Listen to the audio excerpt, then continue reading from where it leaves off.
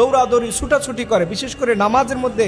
এর কারণ হচ্ছে আল্লাহর থেকে আমাদের অন্তরকে আমরা প্রোটেক্ট দিচ্ছি না। আল্লাহ নবী বলেছেন, ইয়া মুকাল্লিবাল কুলুব সাব্বিত কলবি আলা দীনিক, হে অন্তর পরিবর্তনকারী আমাদের আল্লাহ, আপনি আমার অন্তরকে দ্বীনের উপরে টিকিয়ে রাখুন।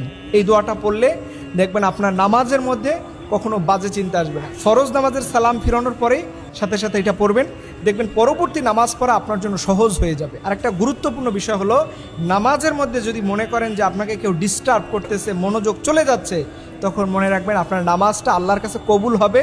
এটা যাতে কবুল না হয় এর জন্য শয়তান আপনাকে ডিস্টার্ব করতেছে, আপনার মনোযোগ এদিকে সেদিকে নিয়ে যাচ্ছে। এবং বিশেষভাবে নামাজের আগে মোবাইল ফোন, অন্যান্য ডিভাইসগুলো থেকে দূরে থাকবেন, একটু জিকির আজকার করে নামাজে যাবেন, দেখবেন আপনার মনটা প্রশান্তি থাকবে।